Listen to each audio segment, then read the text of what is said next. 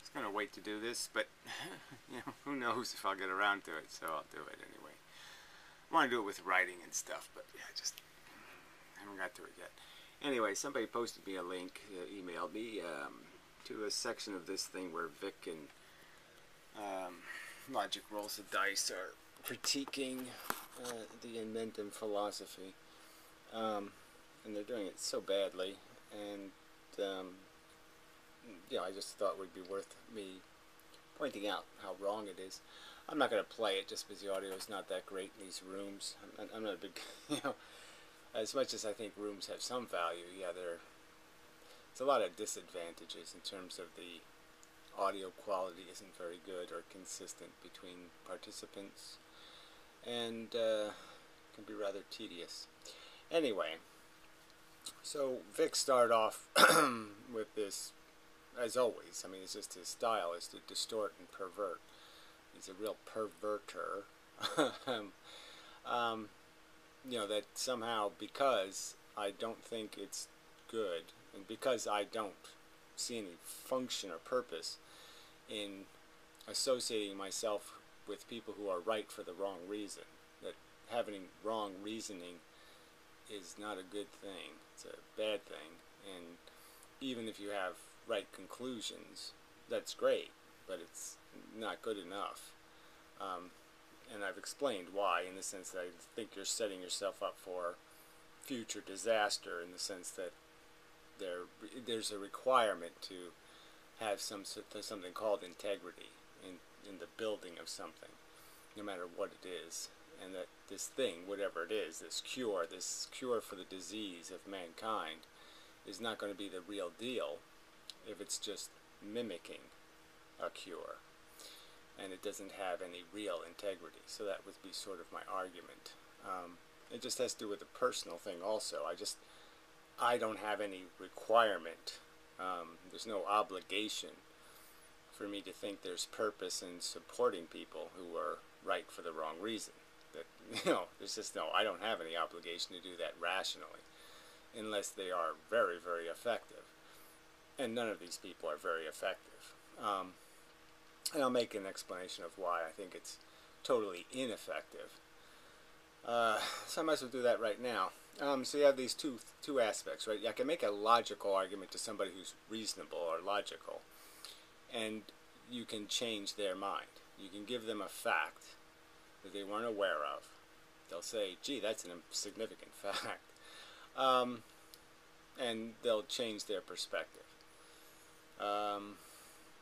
It's hard to do 4 examples because people are so rigid that sometimes you just can't even you can't find somebody willing to be logical. But you could almost argue like the Confederate flag controversy.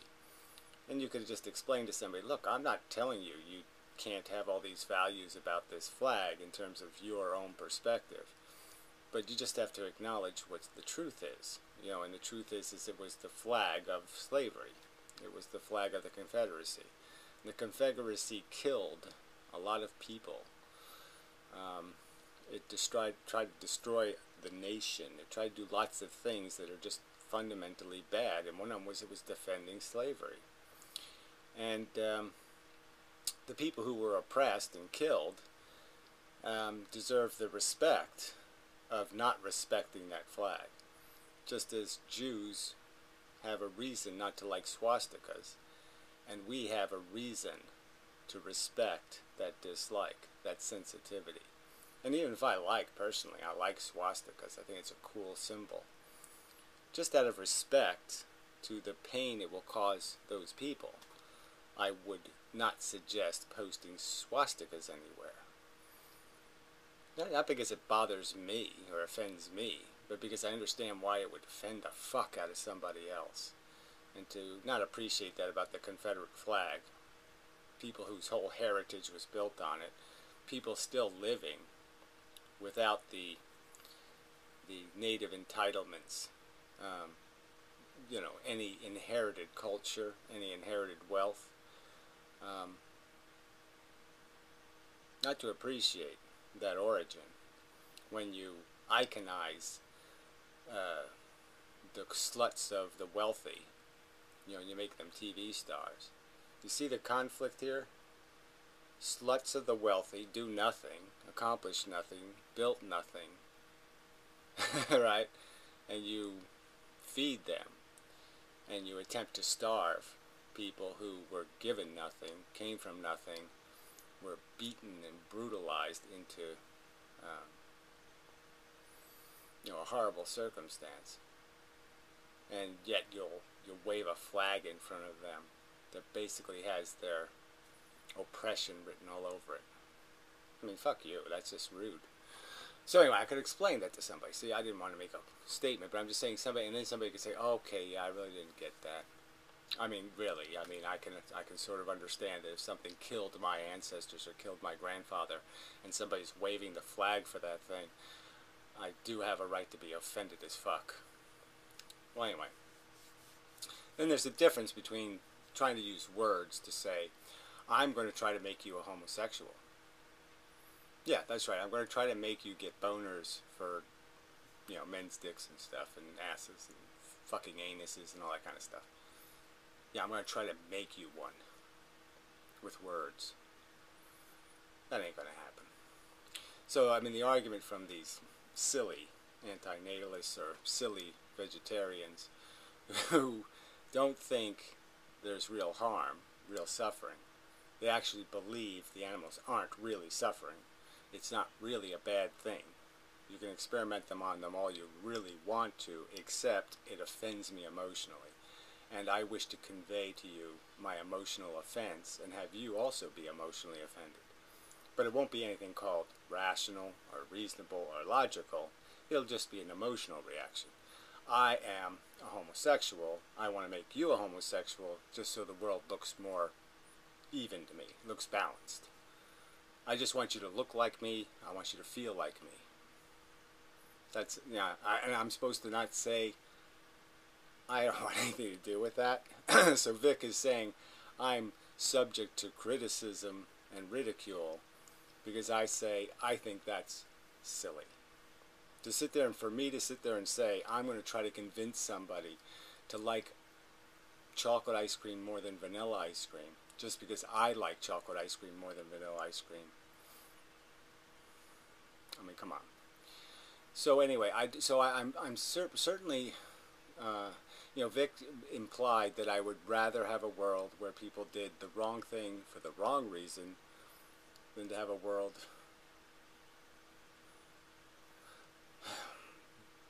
where people did the right thing for the wrong reason. And of course, I'd rather have a world where people did the right thing for the wrong reason. So I'll just say that explicitly. So his implication is nonsense. The argument is, what should I affiliate myself with? What should I sanction and defend and fight for and facilitate and help? And I'm not going to help people trying to talk people into being a homosexual. I just think that's idiotic. People trying to talk people into being emotionally sensitive to animals is silly, in my opinion. Nonsense. And I don't even believe it for their own perspective. I think it's just a lie for somebody to tell me that they don't have any bigotry when it comes to personal sensitivity bigotries when it comes to all of the animal kingdom. They love pigs and cows and dogs and cats all the same. I don't think that's even possible emotionally. So I just think that's bullshit on its face also. And because that's the kind of the implications of their argument. They're basically saying that I somehow have emotionally attached myself to every organism on planet Earth, and therefore I'm sensitive to all of them being harmed emotionally. I emotionally react. I can just pick animals that are really hard for me to give a shit about. And the only reason why I give a shit about them is because I intellectually know I must, to be consistent and rational. So I could mention like hyenas. I think hyenas are disgusting creatures, just absolutely revolting. But certainly I would protect one from being experimented on in a lab. Because I understand, even though it's a revolting, disgusting creature, when they're puppies, they're cute. But, shit, it doesn't take long for them to just turn into the ugliest motherfuckers. Anyway, so I have no subjective attachment to this organism is what I'm trying to explain. And the only thing that makes me have empathy is the fact that I can intellectually understand that it's entitled. It has the entitlement. It fits the category. All right.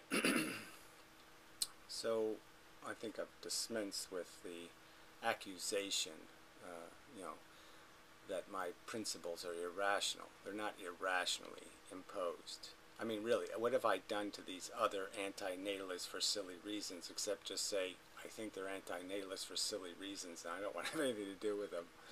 They're silly people. I don't want to affiliate myself with silly people. I mean, I'm not allowed to do that. Fuck you. Associate myself. Affiliate might be the wrong. Well, it is an affiliation in a sense. I'm not going to march in their parade. Fuck that. It's a silly parade. So what else? All right. So then they moved on to some of the arguments, and one of the last things that we're getting to was this whole definition of what ethics is, and apparently they don't believe that ethics or morality are what I would call deciphering value, discovering value. That this is a philosophical thing we're doing, where we're attempting to describe reality, just like any other scientist would look in a microscope to discover reality. We're attempting to look inside of ourselves, inside inside our understanding that's provided us by being sentient, feeling, and understand what's valuable here. And they're arguing that what's valuable is my conditioning. So if a culture conditions me to love vagina, then vaginas are valuable. And I would argue that that's clearly not the truth. That's completely subject to conditions, conditioning. It's a superficial value. It has no intrinsic or substantive value. It only has value because I have been built to gain my gratification or comfort through that medium. And that's it. It's completely circumstantially valuable, and the circumstance is not rational, it's arbitrary, as Hotherday would say about everything on earth. But yes, it's just arbitrary. It's erroneous. It doesn't have any rational character. It's just a biological function. This biological function had led to more reproduction. Therefore, that's why we have that tendency to be conditioned that way. But clearly, the conditioning can be something else, and it just has to do with how you maturate or control the experiences of the individual. So they're saying that morality and ethics is a conversation about our personal maturations and our personal conditions. And that's just, in my opinion, that would be an idiotic conversation to have. There'd be absolutely no point in me having conversations about erroneously and arbitrarily defined dependencies and addictions you have. So I would argue that the importance of what's happening, like even with heroin addiction, is what the heroin addict is feeling. It doesn't matter what he's addicted to. It doesn't matter whether it's heroin or cocaine or this or that or whatever it is. The only thing that matters is that this need or dependency has created this bent, upside down capacity to understand value. He's overvaluing this because he's psychologically dependent on it, to all other things, not only including how destructive he is to other people. He'll bash people over the head with a brick to get his fix, but he'll also kill himself, essentially and quite obviously, in the sense that he can watch himself physically deteriorate and die, and not do anything about it because he can't stop the impulse. He can't stop the drive.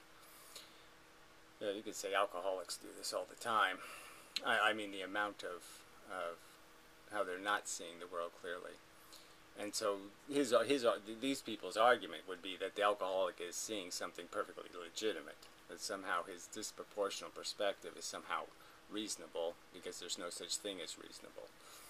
And I would say by just logic alone, you can say it's not cost effective. That it is not a condition you wish to be in, and in that sense it's unethical or immoral to create one of those things because they can't possibly function in any kind of balanced comfort to misery ratio. They will kill people to get their drink. I've seen people drive into houses, to get a drink. I've seen the car afterwards. A couple of times, actually. I've known a couple, I've known many drunks, but I've actually known 2 drunks that drove into houses. I mean, it's not that common, the fact that I've known personally 2 that have mastered the feat. I guess that's like getting struck by lightning a couple of times or something. I mean, it's worth mentioning, I suppose. A weird circumstance. Again, and why should weird circumstances define our understanding of reality? We're attempting to describe reality, and they're saying there is no description of value reality. And quite obviously, I'm saying, well, I've personally experienced consciousness, and it's clear to me anyway that there's this thing called a bad and a good, and they're obviously doing exactly what you think bad and good would do, which is being reciprocals of each other with a neutral in between. And all you really are stuck with is trying to figure out which one's positive and which one's negative, which really isn't hard to do, right? You can figure up and down, and identify the sensation that has the profit and which one is the loss. All right, where else did they go? So anyway, this is a big thing with logic rolls the dice, is the argument that these conditional perceptions are somehow what we really are, and we're not our basic function. So where I'm arguing that, what's significant here is plastic bottle, the capacity, size doesn't really matter. We're really just measuring the plasticness, and they're the same. Plastic. They got the labels, they got caps, they're plastic. In every significant respect, they're the same. And so when I'm making the same argument, I'm saying our capacity to feel is the same. He's saying the important aspect of what we're doing is not feeling, but our conditioned character. So what we want is more important than the fact that we want. The fact that we want doesn't mean anything. What we want somehow does mean something. And that's what I would say, that's cart before the horse kind of thing. That's just getting it so backwards. The thing that matters is the capacity to want, the capacity to feel, the capacity to have good and bad sensations. That's the thing where we are same in our basic function. We have the capacity to be tortured, and we have the capacity to be comforted. And that sameness is the sameness I'm arguing you have to respect. And so when you treat this sensitive organism a certain way, you have to treat the other sensitive organisms the same way, because they have the basic capacity to be tortured and capacity to be comforted. And that's all you're really bargaining for yourself, is comfort. And to deny something else that same comfort is just to deny what's obvious. Obvious in the sense that it's so easy for us to see it. I mean, we just have to use a tiny bit of imagination to imagine ourselves in somebody else's circumstance, to be able to see from their perspective. We can understand their pain, which is the same as feeling their pain for all practical purposes. If you're smart, understanding something is the same as being the something. If you have any kind of imagination at all, you can understand it. And in some respects you can understand it even better, because you are outside of yourself, so you're outside of your bullshit.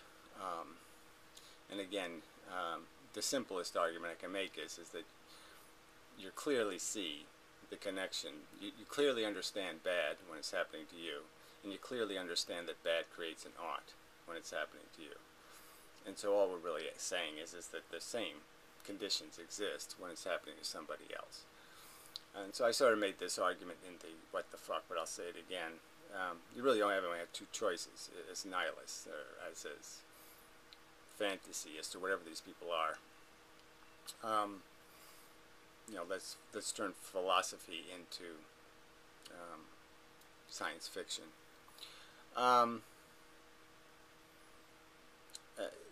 You know, you're either going to them everybody, or you're going to me everybody.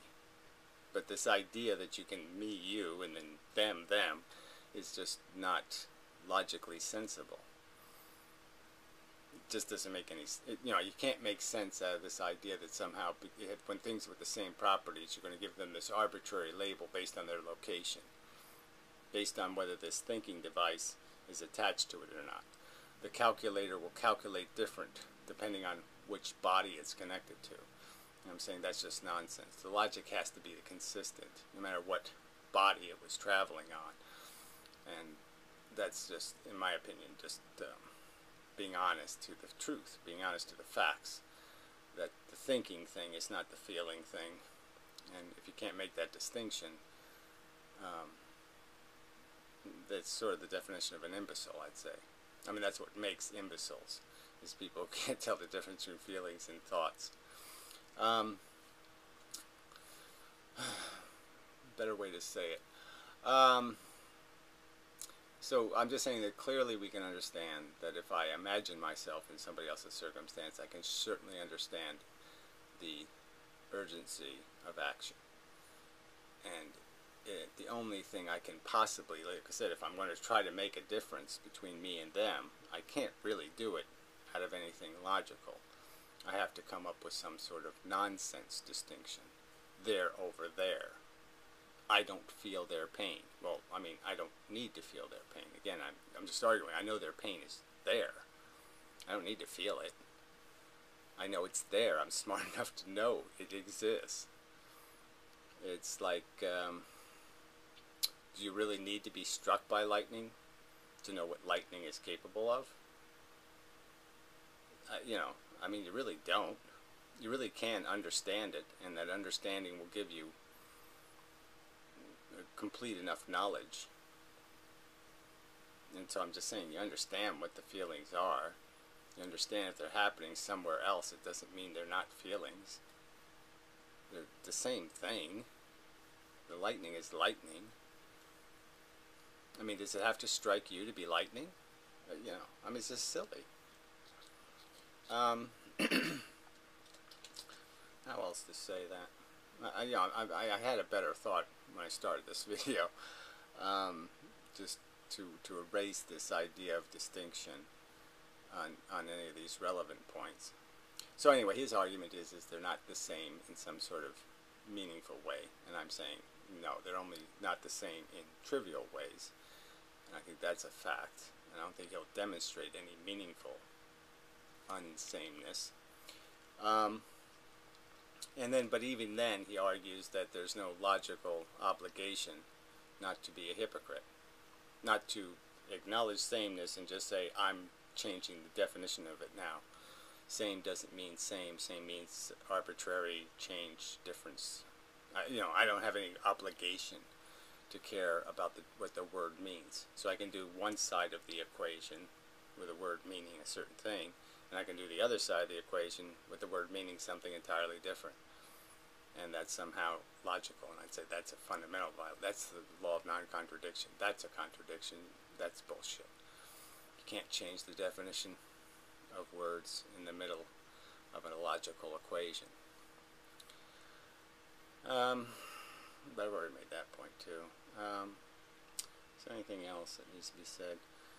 Yeah, this was some 5 days ago, so I mean I have made some videos since then explaining some of this, so I guess there's no point in being redundant. And I guess this just needs to be going over and over again, but this whole idea that they actually believe that there's some value in talking about our arbitrary food tastes and our arbitrary sexual preferences and our arbitrary, whether we like warm weather or cold weather, whether we like big tall trees or little trees, whether we like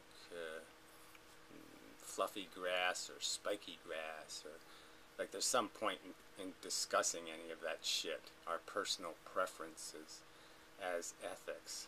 I just think that is just absolutely silly. I mean, it's so philosophically vacant and immature to think that's what ethics is, to think that that's what philosophy is. I mean, these are the kind of philosophers that give scientists reason to say philosophy is bullshit, because they have no, they will structure nothing to the obvious evidence, and the obvious evidence is that our emotional character is absolute rubbish, and that the only thing that makes us at all decent is our intellectual competence, our knowledge of cause and effect, our knowledge of the fact that we can obviously step on things and destroy value, that we can trample something of value in the world, something that we've, something of whatever way you define value, whether it's through the stupid emotionalism or non-emotionalism, that you would need to have structure to avoid damage. You can't just make it up, and you can't close your eyes and just pretend. So, but I'm just saying that philosophically, philosophy really does lose all credibility if all philosophy is going to be as a discussion about my personal bigotries. I'm going to sit here and advocate for my bigotries. That would be idiotic, in my opinion.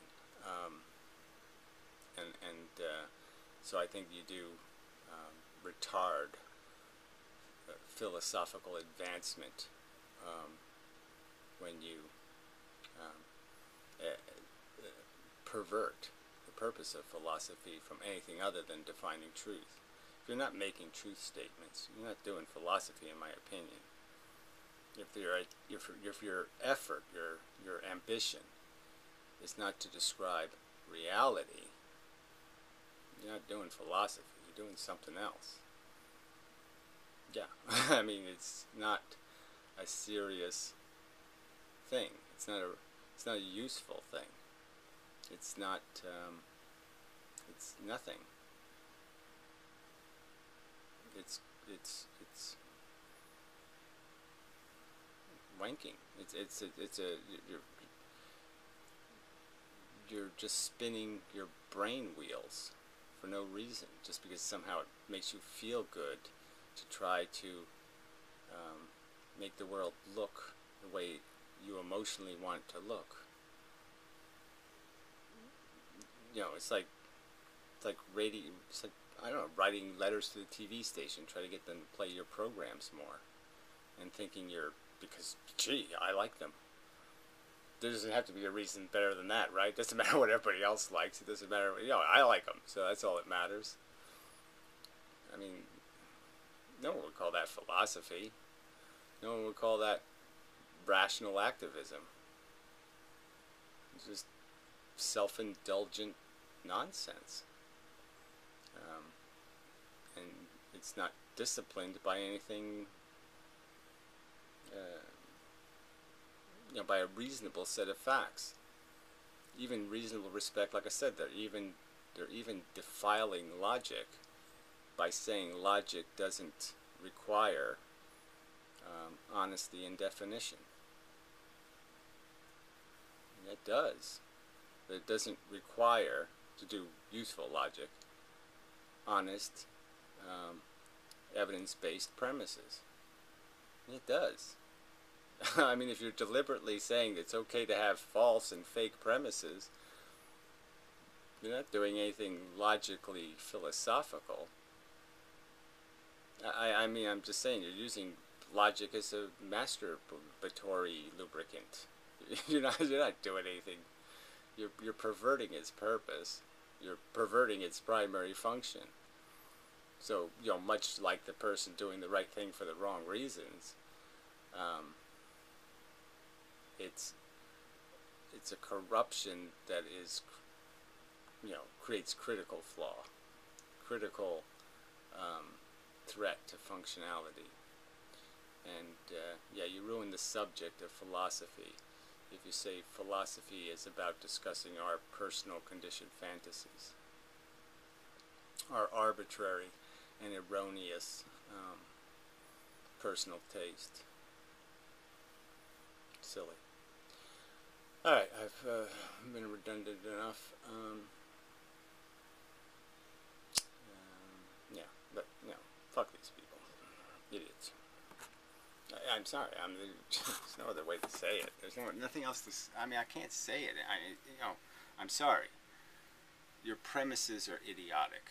To tell me seriously with a straight face that my emotional character is where the truth lies, the truth of value, is in my personal preferences and addictions. It's just idiotic. Idiotic. It's just idiotic.